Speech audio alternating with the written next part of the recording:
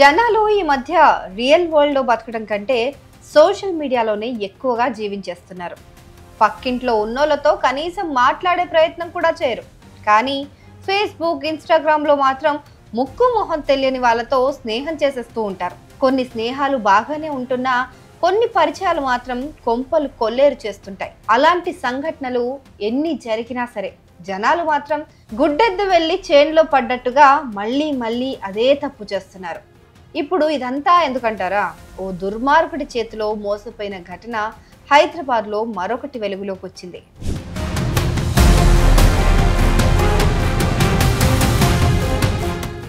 Banjara Hills road number 7లో మహేంద్రవర్ధన్ అనే ఒక యువకుడికి 2023లో ఫేస్బుక్లో ఓ యువతి పరిచయమైంది.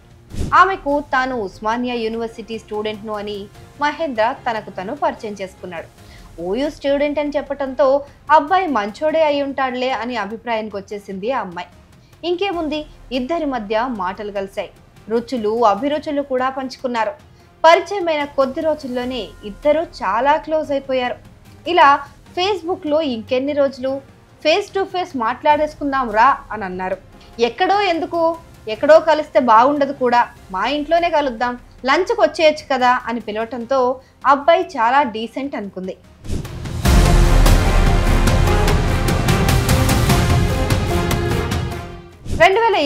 ఆగస్టు 15వ తేదీన లంచ్ కోసం ఇంటికి ఇన్వైట్ చేశాడు. ఇంట్లో అయితే అతని కుటుంబం ఉంటుందనుకుంటే తీరా అక్కడికి వెళ్ళాక మనోడు ఒక్కడే ఉన్నాడు. ఎవరూ లేరేంటని అడిగితే ఏదో కారణం చెప్పి అమ్మాయిని నమ్మించేశాడు. ఇంటికి రమ్మనగానే అమ్మాయి వచ్చేసింది. చెప్పిందల్లా వింటోంది. ట్రాక్లో పడిపోయింది. ఇలాంటి ఛాన్స్ మళ్ళీ మళ్ళీ రాదనుకున్నాడు మహేంద్ర. పాత సినిమాలు, సీరియళ్లలో చూపించినట్టుగా అమ్మాయికి కూల్ డ్రింక్లోనో తినే ఆహారంలోనో మత్తు కలిపేశాడు.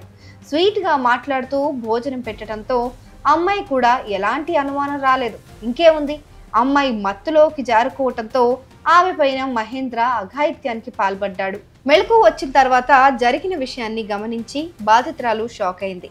మహేంద్ర అసలు స్వరూపం తెలుసుకొని కుంగిపోయింది. మోసపోయానని గ్రహించి కుమిలిపోయింది.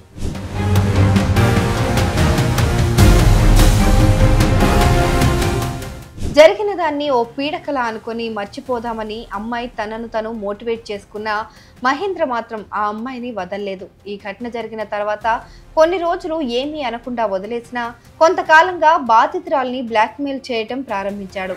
ఏకాంతంగా ఉన్న సమయంలో తీసుకున్న ఫోటోలు, వీడియోలు బయట పెడతానని, అలా పెట్టకుండా ఉండాలంటే తనకు డబ్బులు ఇవ్వాలంటూ టార్చర్ చేయడం మొదలుపెట్టాడు. తన బెదిరింపులకు భయపడిపోయిన బాధితురాలు మొదట్లో సుమారు 20 లక్షల వరకు ఆ ప్రబుద్ధునికి సమర్పించుకుంది. కానీ ఆ దుర్మార్గుడు మాత్రం అక్కడితో సంతృప్తి చెందలేదు. బెదిరింపుల్లో డోసు, డబ్బుల డిమాండు రెండూ పెంచేశాడు. ఏకంగా ₹1 కోటి ఇవ్వాలని డిమాండ్ చేశాడు. ఇన్ని రోజులు ఆత్మగౌరవం గురించి ఆలోచించిన ఆ అమ్మాయి ధైర్యం చేసింది. ఆ దుర్మార్గుని బెదిరింపుల గురించి బంజారాహిల్స్ పోలీసులకు ఫిర్యాదు చేసింది.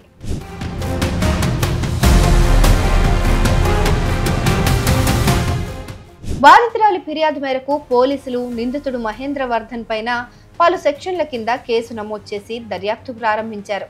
ఇప్పటికే ఇలాంటి ఆన్లైన్ పరిచయాల ఎంతో మంది అమాయకమైన అమ్మాయిలు మోసపోయినప్పటికీ ఇలాంటి కేసులో ఎంతో మంది నిందితులను పోలీసులు కఠినంగా శిక్షించినప్పటికీ అటు మోసాలు చేసేవాళ్ళు జంకట్లేదు, ఇటు మోసపోయే వాళ్ళు కూడా అలర్ట్గా ఉండట్లేదు.